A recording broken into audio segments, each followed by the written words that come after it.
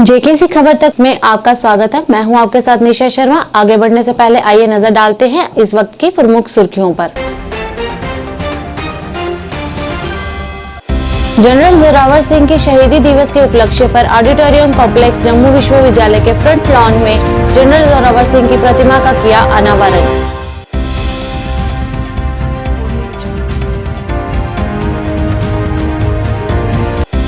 Doctor Farooq Abdullah ने की श्रीनगर में पत्रकारों से बात, कहा जम्मू कश्मीर को धारा 370 देने वाले पंडित नेहरू नहीं बल्कि Sardar Patel.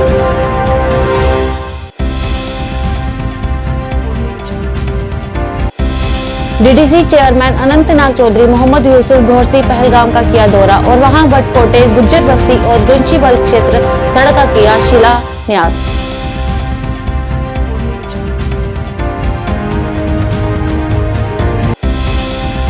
Private school association द्वारा आज श्रीनगर में एक सेमिनार किया गया आयोजित। GN1 ने शीतकालीन छुट्टियों की वजह से शैक्षणिक नुकसान पर की चर्चा।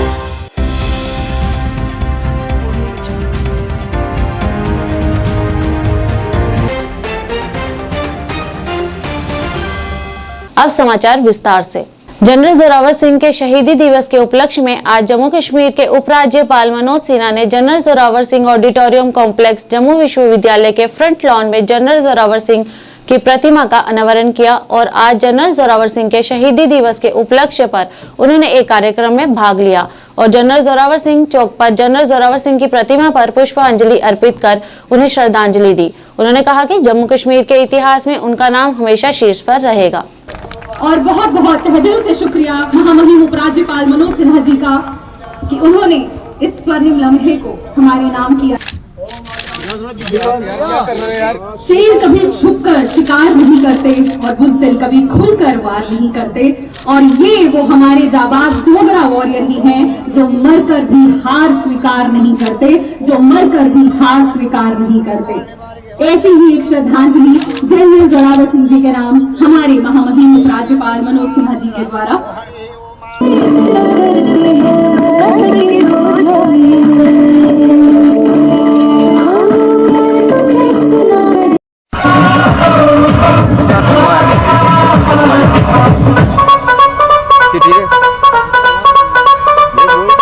हमें सफलता मिली है।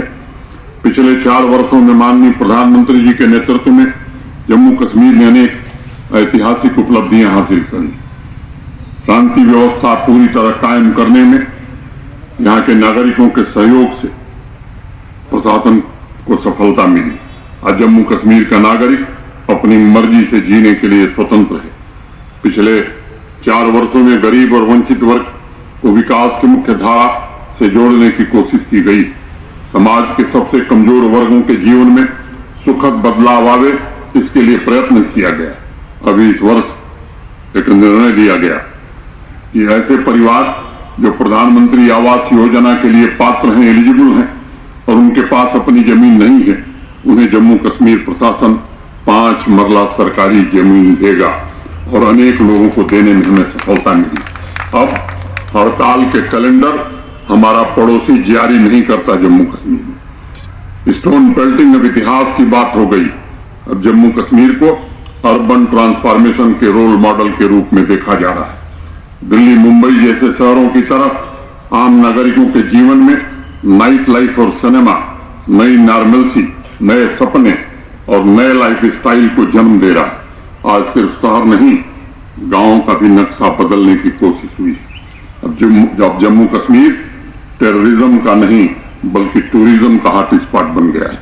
पिछले साल 1,88,00,000 टूरिस्ट जम्मू कश्मीर आया था। इस साल नवंबर अंत तक यह आंकड़ा 2 करोड़ के ऊपर पहुंच गया है। एग्रीकल्चर, एजुकेशन, इंडस्ट्री, इंफ्रास्ट्रक्चर में सार्थक बदलाव आया है। प्रत्येक व्यक्ति को उसके सामर्थ्य के अनुसार अवसर मुहैया कराने की कोशिश हो रही। पिछले 4 साल में लंबे समय की जड़ता को समाप्त करने की कोशिश की गई। पूरी शिद्दत से नए जम्मू कश्मीर के स्वप्न को, आदरणीय प्रधानमंत्री जी के संकल्प को पूरा करने की जी जान से कोशिश हो रही है। नेशनल कॉन्फ्रेंस के अध्यक्ष और सांसद डॉक्टर फारूक अब्दुल्ला ने गृह मंत्री अमित शाह द्वारा कल राज्यसभा में जम्मू कश्मीर के मामले को लेकर दिए गए बयान पर अपने विचार व्यक्त करते हुए कहा कि जब ये आर्टिकल 370 आया था तो सरदार पटेल यहाँ थे, तो उस समय नेहरू अमेरिका में थे। इन्होंने कहा कि इसके लिए जवाहरलाल नेहरू जम्मू कश्मीर के मामलों के लिए जिम्मेदार नहीं थे। पता नहीं नेहरू जी के खिलाफ इन लोगों को क्यों इतना वेनम है। नेहरू जिम्मेदार नहीं है। जब ये आर्टिकल आया था उस वक्त सरदार पटेल साहब थे यहाँ पे, नेहरू तो खुद अमेरिका में था, और कैबिनेट की जो मीटिंग हुई उसमें श्यामा प्रसाद मुखर्जी भी थे। उस वक्त इसका फैसला किया गया। आगे बोलिए। लेकिन आपको लगता है कि जिस तरीके से जिस सोच के साथ 370 हटाया गया था वो पूरा हो रहा है कश्मीर में? कश्मीरियत देखिए, वो 370 का जो मामला है वो बिगिनिंग से इनके हाथ में था। तो संघ है उसमें ये पहले से ही था कि हम इसको हटाएंगे। 70 साल लगे। आगे देखिए क्या होता है। तो भलाई हो रही है, कश्मीर का डेवलपमेंट हो रहा है। आप जाइए और देखिए। चुनाव होने चाहिए सर। क्यों नहीं होने चाहिए? हम तो चाहते हैं चुनाव। हम तो उम्मीद यही करते थे कि अगर सुप्रीम कोर्ट जो है वो 370 को हटाता है और साथ साथ इनसे ये भी कहे कि फौरन चुनाव कराओ। सुप्रीम कोर्ट ने तो उनको सितंबर तक वक्त दे दिया है। कमाल देखिए। डीडीसी चेयरमैन अनंतनाग चौधरी मोहम्मद यूसुफ घोरसी ने R&B विभाग के जेई के साथ पहलगाम के बटकोटे गुज्जर बस्ती और घनशीवल क्षेत्र में सड़क का शिलान्यास किया। मोहम्मद यूसुफ घोरसी ने कहा कि पिछले 70 वर्षों से जो काम यहां पर नहीं हुए और यहां की जनता इनके लिए तरस रही थी, उसे ध्यान में रखते हुए पिछले 4 सालों से यहां पर प्रगति और विकास कार्य किए गए हैं, जिससे यहां की जनता बेहद खुश है। और खास बोलिए सर, ये कभी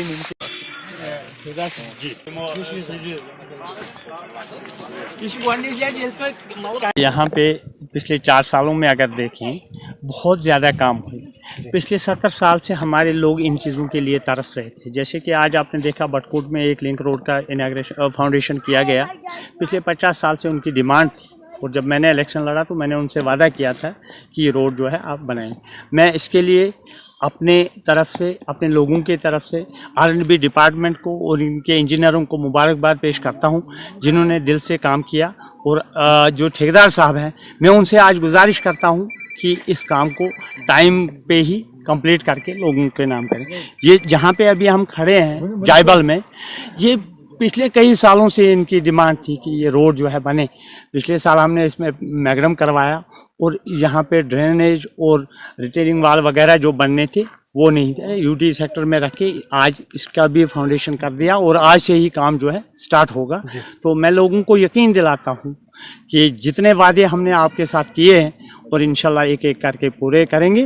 तो हमारा जो काम है हमेशा लोगों में रहना, लोगों की खिदमत के लिए लोगों ने हमें वोट दिया है।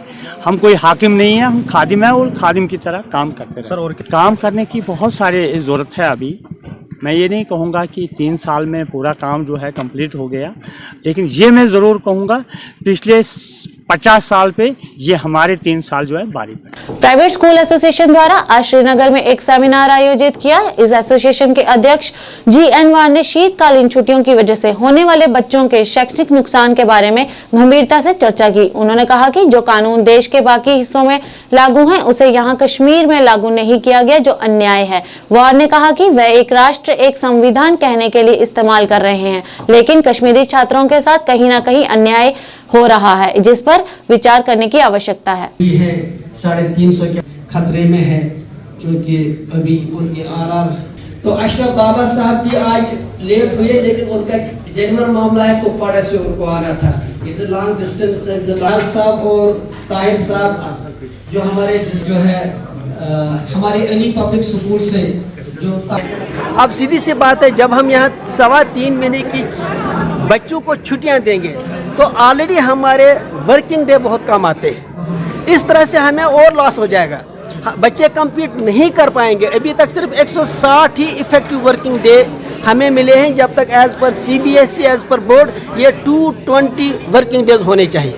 इस वजह से आज हमने या तो इसी वजह से आज हमने अपनी जिम्मेदारी को समझते हुए जो इस फील्ड के स्कॉलर्स हैं और इस वक्त जो इसमें रिसर्च इस वक्त कर रहे हैं, जिनकी रिसर्च इस वक्त डिफरेंट जगहों पे उसको बाकायदा तौर पे काफ़ी प्रेज हो रहा है, इस ताल्लुक से हमने मिस्टर रोहित और डॉक्टर गिरीश जी आए हैं जो हमें इस ताल्लुक से एडवाइस कर रहे हैं कि किस तरह से बच्चों के लर्निंग लॉस को रोका जाए।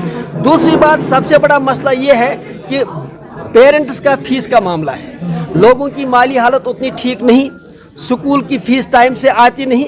इस तरह से क्या होता है कि सबसे बड़ी प्रॉब्लम ये होती है कि जब स्कूल की फीस टाइम से नहीं आती है तो टीचर सफ़र करता है, स्कूल सफ़र करता है, पूरा टीचिंग लर्निंग प्रोसेस मुतासर होता है। तो उसके लिए हमारे जो लियो वन इस गैप को पूरा करना चाहती है। वो एजुकेशन फीस को रिवार्ड के साथ जोड़ना चाहती है। इनके पास एक फाइनेंशियल सिस्टम है जिस तहत इनकी ये कोशिश है कि अगले चंद सालों के बाद किसी बच्चे को फीस देनी ही न पड़े, ऐसा ये फाइनेंशियल सिस्टम बना के देंगे।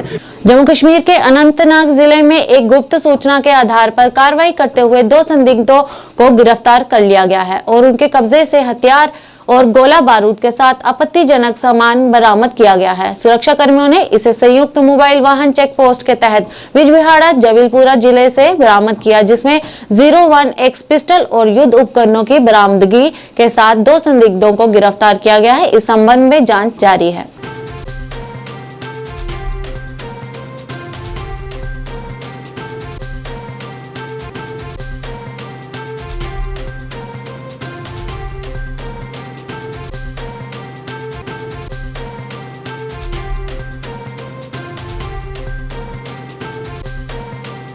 रियासी के अंजी क्षेत्र में 2017 में नगर परिषद द्वारा लावारिस पशुओं के लिए एक कैटल शेड बनाया गया था। बता दें कि 2017 में पूर्व राज्य मंत्री अजय नंदा द्वारा इस कैटल शेड का शुभारंभ किया गया था, जिस पर लगभग 30 लाख से भी अधिक धनराशि खर्च की गई। इस कैटल शेड को कुछ समय के लिए चलाया गया, लेकिन कई कारणों के चलते इसे बंद कर दिया गया, जिस वजह से आज भी पशु सड़कों पर घूम रहे हैं। इस बात पर लोगों ने आपत्ति जताते हुए कहा कि शेड पर जो पैसा खर्च किया गया वह जनता से टैक्स के नाम पर वसूला गया था, जिसे सरकार द्वारा दुरुपयोग किया गया है। इसके लिए लोगों ने नगर परिषद को जिम्मेवार ठहराते हुए नव नियुक्त जिला विकास आयुक्त से अपील करते हुए इस कैटल शेड को पुनः उपयोग में लाने की अपील की, ताकि मासूम पशुओं की जान को बचाया जा सके। इस वक्त मैं वार्ड नंबर 13 में बनाए गए कैटल शेड के अंदर हूँ और ये कैटल शेड सन 2017 में इसका शुभारंभ किया गया था। 2017 में शुभारंभ किए गए कैटल शेड की 2023 में किस तरह की स्थिति है ये आपको हम बताने की कोशिश करेंगे। मैं अपने सहयोगी से पहले कहूंगा कि आप वो तस्वीरें देखें जो 2017 में कैटल शेड बनाकर तैयार किया गया था, उसकी 2023 में किस तरह की तस्वीर है ये आप जेकेसी न्यूज के टेलीविजन स्क्रीन पर देख सकते हैं। मैं अपने सहयोगी से कहूंगा वो तस्वीरें दिखाएं कि जो कैटल शेड जिस पर्पज के लिए बनाया गया था उसमें तो काम में नहीं लाया गया, लेकिन जहाँ पे एक जंगल सा जो है वो बनाया गया है। देखा है कि तमाम बड़ी बड़ी झाड़ियां जहाँ पे उगी हुई हैं और जहाँ पर कोई भी पशु आपको नहीं दिखाई देगा। आज भी पशु जो है लावारिस सड़कों पे घूम रहे हैं और गलियों में घूम रहे हैं और लोगों की डंडे खा रहे हैं। लावारिस पशु आज भी डंडे के साथ साथ गंदगी खा रहे हैं और लोगों को परेशानी का भी कारण बनते जा रहे हैं। वहीं अगर बात करें तो छोटे छोटे बच्चे हैं, गलियों से नहीं गुजर सकते हैं और ना ही वो उन्हें स्कूल जाने में भी काफी दिक्कत आती है। कारण था कि जो पैसा 30 लाख रुपया खर्च करके आपने कैटल शेड जो बनाया गया था उसको उपयोग में क्यों नहीं लाया गया। इसकी पीछे जो कारण क्या रहा है, कमजोरी किसकी है, क्या जो 30 लाख रुपया खर्च किया गया था वो पैसा किसका है, चेयरमैन साहब का है, या फिर जिसका शुभारंभ किया मंत्री रहे पूर्व मंत्री अजय नंदा जी का है, या फिर डिप्टी कमिश्नर का है, या किसी पार्षद का है। तो देखो ये तो नाकामी जो है म्युनिसिपल कमेटी की है, क्योंकि इसकी जिम्मेवारी जो है म्युनिसिपल कमेटी के पास थी और वो इसमें नाकामयाब हुए हैं कि बाजार से जैसे जो न्यूज संस्कृत होती है जहां पर गाय का गोबर पड़ा होता है, कोई गिरता है, किसी को लगती है, कुछ होता है, बदबू होती है, मक्खी मच्छर होता है, तो इसके लिए जरूरी है कि अपना माल मवेशी लोग अपने घरों में बांध कर रखें और या फिर कहीं जंगलों में ले जाएं। बाजार और ये गलियां जो हैं माल मवेशियों के लिए नहीं है, कहीं एक्सीडेंट हो जाते हैं, कहीं आगे गाय बैठी होती है। तो सब लोगों से ये भी हमारी अपील है कि एक तो आप अपना माल मवेशी को बांध कर रखें, सिर्फ दूध लेना ही धर्म नहीं है, आपने उसको जो है देख भी करनी चाहिए अच्छी तरह से। देखिए, जहां तक रियासी शहर के अंदर म्युनिसिपल कमेटी जो है, यहाँ उसके हदूद के अंदर, म्युनिसिपल काउंसिल के हदूद के अंदर जो लावारिस मवेशी जिसमें ज्यादा तादाद जो है वो गायों की है, जिसे हिंदू धर्म के अंदर गाय माता कहा जाता है, और मुझे बड़ा दुख होता है कि उस गाय माता को सुबह से लेकर शाम तक जब वो किसी सब्जी वाले की दुकान पे, फ्रूट वाले की दुकान पे मुंह मारती है तो उसे पीटा जाता है। उस वक्त उस वक्त किसी को गाय माता नजर नहीं आती। और फिर गौ रक्षा समिति जो है वो क्या काम कर रही है। और म्युनिसिपल कमेटी ने जो कैटल शेड जहां नीचे अंजी के किनारे पे बनाया था, जिसपे 30-35 लाख रुपए खर्च किया है, और फिर वहां पर क्यों नहीं इन मवेशियों को रखा जाता? पैसा क्यों खर्च किया गया? ये कौम का पैसा है। अगर मैं तो समझता हूं कि वो कैटल शेड जो बनाया था वो सिर्फ कमीशन खाने के लिए बनाया था, मवेशियों को तो वहां रखा नहीं जाता।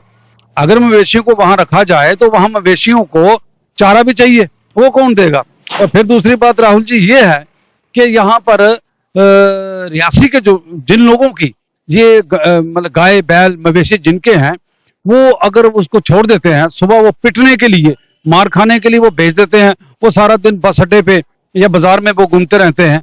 देखिए, बड़ी दुर्भाग्य की बात है, जो भी यहाँ पर कार्य हुए, चाहे वो 2008 से पहले हुए या 2014 के बाद या 17 में हुए, उन चीजों को बनाया तो गया, मगर उसको जिस पर्पस के लिए बनाया गया, जिस काम के लिए बनाया गया, वो काम उनसे चीजों से ना लिए गए। मैं थोड़ा सा पीछे चला जाऊंगा, आप बारांदरी ब्रिज से ऊपर आ जाओ, टीआरसी है, उसके ऊपर ढा बंगला बना है, चिल्ड्रन पार्क बना है, वो भी अभी तक वैसे ही पड़ा है।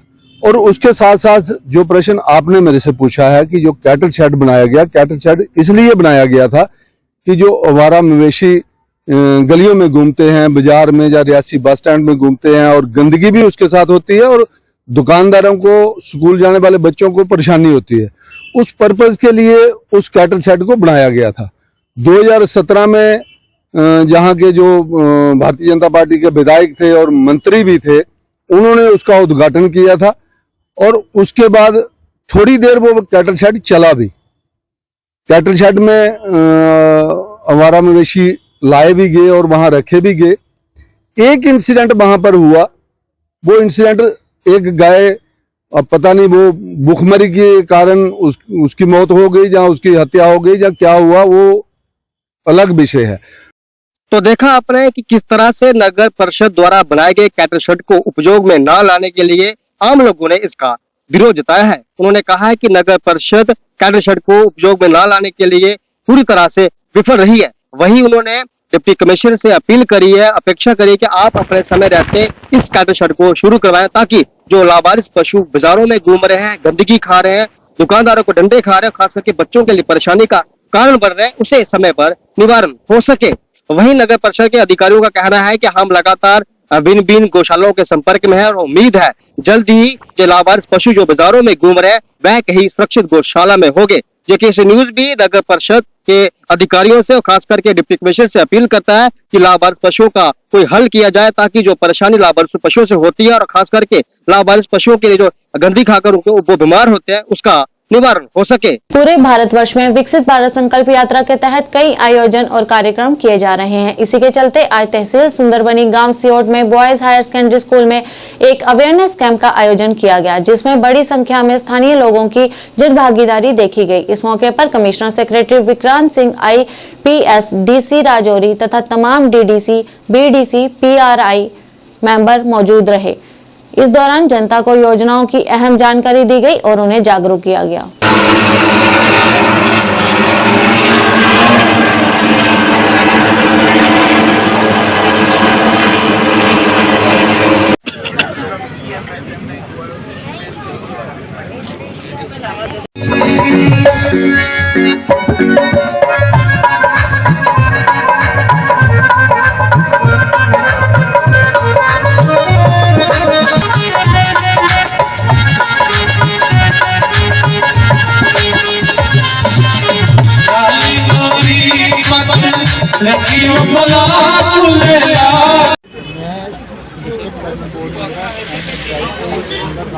ठंडा पानी चौधरी और हमारी बहुत मोदी सरकार से ट्रस्ट है कि हमें बहुत सी स्कीमें दी हैं, बहुत सी लाभ दिए हैं, लेकिन जो शेड्यूल ट्राइब लोग हैं इन बेचारों को आज तक झूं का कुनी है। अरसा 5 साल से फॉरेस्ट ट्राइब एक्ट के पीछे ये लोग पड़े हुए हैं और इनकी फाइल जब भी किसी के पास जाते हैं कि भाई नहीं है, 51 जो आवाज़ प्लस में इनके मकान थे, अब इन बेचारों के पास ज़मीन नहीं, तो हम इन बेचारों को क्या दे सकते हैं। ये परेशानी हमारी सबसे ज़्यादा है। हमारे ठंडा पानी वार्ड नंबर 7 चबारियाँ की बात नहीं कर रहा हूँ, पंचायत ठंडा पानी ब्लॉक शोर में कई बार इन्होंने हज़ारों के हिसाब से चक्कर लगाए हैं। कभी आप लोग श्रीनगर जाते हैं, लेकिन इनकी ये रिक्वेस्ट है सरकार से कि जहाँ हम बैठते हैं वहाँ ही हमें 5 मरला ज़मीन दी जाए। सेक्रेटरी साहब आए थे और उनका और डीसी रजौरी का मैं धन्यवाद करता हूँ, क्योंकि ये जो अवेयरनेस कैंप जो सियोट के अंदर लगाया रखा गया तो काफ़ी ये लोगों को इसमें सीखने को कुछ मिला है। अवेयरनेस कैंप बहुत ही अच्छा था। तो हम यूपी सरकार का भी जो एलजी एडमिनिस्ट्रेशन है उनका भी शुक्रिया करते हैं कि और डिस्ट्रिक्ट एडमिनिस्ट्रेशन डीसी साहब से जो विकास कुंडल है हम उनका भी धन्यवाद करते हैं कि हमारे लोगों को जो ऐसे जो एक अवेयरनेस कैंप जो लगाए हैं और लोगों को अवेयरनेस दी जा रही है। हर सरकार की जो स्कीम है, जो हमारी केंद्र में बैठी सरकार है, उसका जितनी भी स्कीमें हैं उनका लाभ लोगों तक दीजिए, हर गांव तक, हर मोड़े तक वो पहुंचे। उसकी सरकार की जो सेंटर में माननीय हमारे देश के प्रधानमंत्री उनका जो सपना है उसको साकार करने के लिए, उसको पूरा करने के लिए हर गांव में, हर जगह, हर डिस्ट्रिक्ट में और हर पंचायत में जाकर ये दिखाया जो डेवलपमेंट हुई है, इसके पीछे विकासियत जो ये एक प्रोग्राम चलाया गया है सरकार की तरफ से हर गांव में, तो विकास तो हो ही रहा है, विकास काफ़ी ज़्यादा हद तक हो। अगर में एक अवेयरनेस कैंप था जो भी सेंट्रल स्पॉन्सर स्कीम है, बहुत से लोग हमारे हैं जिनको उनके बारे में पूरी जानकारी। यहाँ एडमिनिस्ट्रेशन की तरफ से हर महकमे का स्टॉल लगा के लोगों को अवेयर करने की कोशिश की गई है कि जो सेंट्रल स्कीम्स हैं खासकर गरीब लोगों के लिए जो लास्ट में आदमी बचा है उसको भी इसकी जानकारी हो और उनका फ़ायदा हो। किसी विषय पर विकसित भारत यात्रा जो निकली है तो हमारे कमिश्नर साहब आए थे, सभी डिपार्टमेंटों में जहाँ पर स्टॉल लगाए गए लोगों को अवेयर किया गया।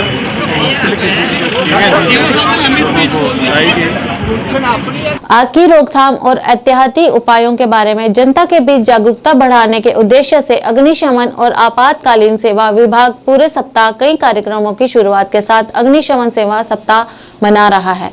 ये दिन उन वीर फायरमैनों की यादों में भी मनाया जाता है जिन्होंने बचाव और अग्निशमन कार्यों के दौरान जनता के जीवन और संपत्ति की सुरक्षा के लिए अपनी जान दे दी। अपने काम को ईमानदारी और उच्च प्रदर्शन करने वालों को deputy director engineer Aqib Hussain Mir द्वारा पुरस्कार देकर सम्मानित किया गया।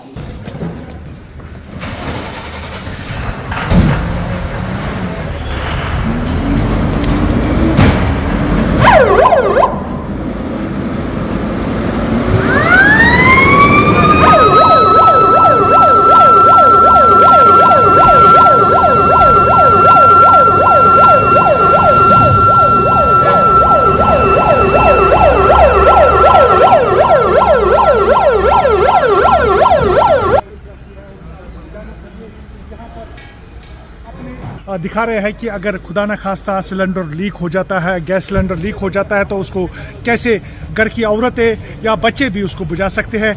इजी वे होता है, ये डेमोन्स्ट्रेशन में दिखाएंगे कि किस तरह हम सिलेंडर को, आग या गैस जो लीक होती है उसको कैसे हम बंद कर सकते हैं या उस गैस और उस आग को कैसे बुझा सकते हैं। यहाँ पर आप देख सकते हैं लाइव डेमोन्स्ट्रेशन यहाँ पर किया जा रहा है फायर एंड इमरजेंसी की तरफ से, और यहाँ पर जो इंजीनियर आकिब साहब है जो डिप्टी डायरेक्टर है उनकी सरबराही में ये सारा कुछ यहाँ पर डेमोन्स्ट्रेशन किया जा रहा है। ये आप लाइव विजुअल्स यहाँ पर आप देख सकते हैं कि गाड़ियाँ फिर से वापस आ रही है और गाड़ियों के जरिए आपको ये दिखा रहे थे कि ये बैल बजती है तो किस तरह ये अपने कमरों में आराम से होते हैं और बिल्कुल आनन फानन में ये निकल कर गाड़ियों में सवार होकर यहाँ से जो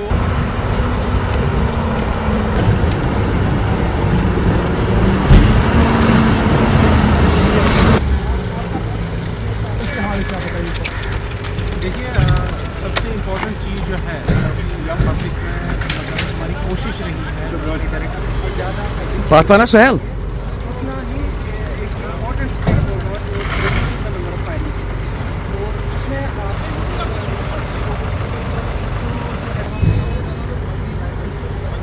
सारी चीज़ें जो है हमारे अवेयरनेस प्रोग्राम्स में कवर की जाती हैं।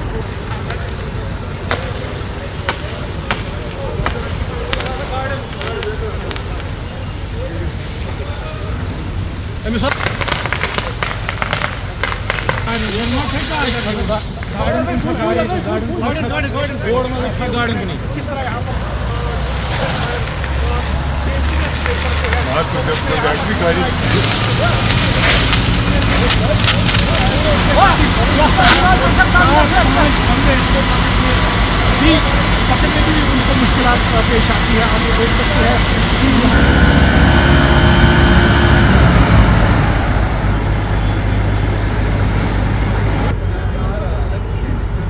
एक्शन है कि हमें frequency of fire awareness programs increase करने हैं। तो हमने थाउजेंड्स की तादाद में फायर अवेयरनेस प्रोग्राम कराए हैं और काफ़ी सारे प्रोग्राम्स पाइपलाइन में हैं। तो जैसा कि यहाँ पे भी आपने देखा कि हमारी यही कोशिश रही है कि जो कॉमन फायर्स जो कि हाउस होल्ड्स में अभी करंटली हो रहे हैं या गवर्नमेंट एस्टैब्लिशमेंट्स में हो रहे हैं, उनके साथ आपको कौन से डूज एंड डोंट्स लेने हैं और आपको अगर कहीं पे आग होती है तो आपको कौन से स्टेप्स इख्तियार करने चाहिए ताकि वो जो फायर इंसिडेंट है उसमें मिनिमम लॉस ऑफ लाइफ और प्रॉपर्टी हो। अभी देखिए एलपीजी, जैसे मैंने पहले भी कहा कि एलपीजी का हम बेतहाशा इस्तेमाल करते हैं, उसके साथ काफ़ी डूज एंड डोंट्स होते हैं। हम किचन में एलपीजी यूज़ करते हैं तो कोशिश करनी चाहिए जो हमारे bare minimum number of LPG cylinders घर के अंदर रखें। मैं समझता हूं कि जो एलपीजी की जो बल्क स्टोरेज है वो अपने घर से बाहर रखें at a safe distance from the near by structures. या इसी तरह अगर खुदा न खास्ता इलेक्ट्रिक शॉर्ट सर्किट होता है कहीं पे तो वहाँ पे हमें चेक करने की ज़रूरत है जो हमारी वायरिंग है क्या वो ज़्यादा पुरानी तो नहीं हुई है कि उसकी इंसुलेशन, क्योंकि अमूमन इंसुलेशन ब्रेकडाउन की वजह से शॉर्ट सर्किट होने के चांसेस बढ़ते हैं। तो हम घर से जब बाहर निकले तो हमें कोशिश करनी चाहिए कि जो मेन स्विच है उसको ट्रिप ऑफ करें। या इसी तरह जैसे हम इलेक्ट्रिक ब्लैंकेट्स का यूज़ करते हैं उसके साथ वाटर बॉटल का इस्तेमाल ना करें, क्योंकि हमने देखा है कि लोग जिन्होंने ऐसा किया है तो उनकी डेथ भी हुई है। या इसी तरह जो कांगड़ी होती है उसके साथ जो चारकोल वगैरह यूज़ होता है उसको सेफली रखें, उसको घर के अंदर स्टोर ना रखें। तो ये काफ़ी सारी डूज एंड डोंट्स हैं। इसके लिए जो डायरेक्टरेट है वहाँ से भी एडवाइजरीज हमने from time to time issue की है। तो लोगों से यही गुजारिश है उन डूज एंड डोंट्स पे आप अमल करें। कश्मीर यंग राइटर्स एसोसिएशन ने जम्मू कश्मीर सांस्कृतिक अकादमी के सहयोग से सिंहपुरा पाटन में वार्षिक साहित्यिक सम्मेलन का आयोजन किया। इस सम्मेलन की अध्यक्षता प्रसिद्ध कवि एवं लेखक रंजूर तिलगामी ने की। कार्यक्रम में गुलाम हसन उर्फ हस्सा लाला की 2 पुस्तकों का अनावरण किया गया। कार्यक्रम में राशिद सिंहपुरा की अलोआ घाटी के प्रमुख लेखकों और कवियों ने भाग लिया। सम्मेलन में कश्मीरी भाषा और साहित्य के विकास और प्रचार के लिए काम करने पर जोर दिया गया।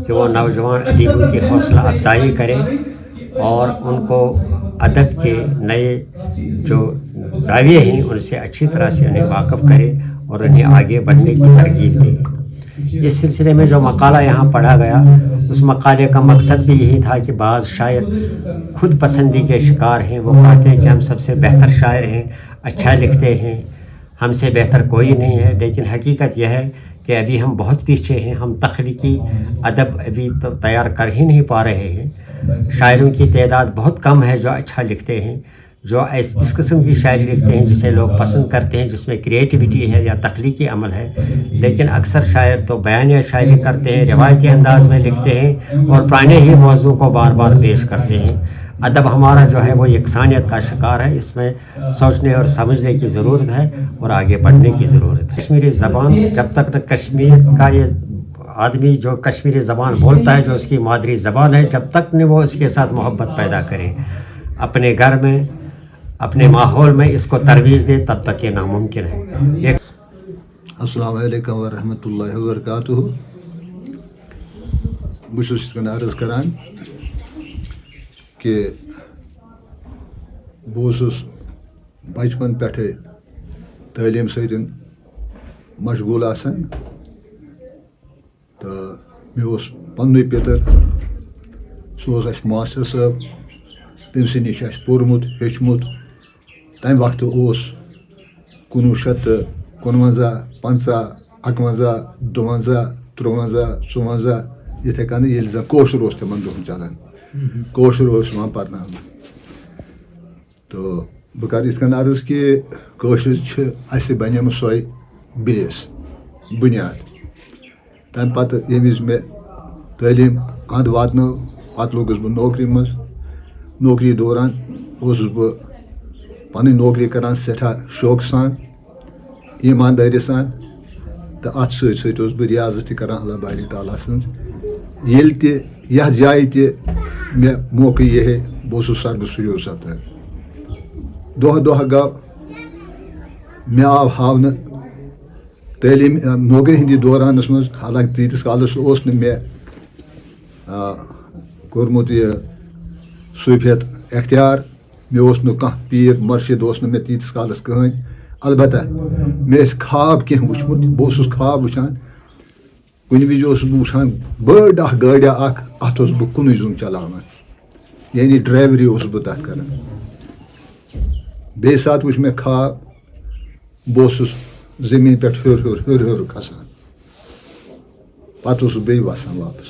आज के इस अंक में बस इतना ही। नया अंक लेकर फिर हाजिर होंगे, तब तक के लिए दीजिए इजाजत। नमस्कार।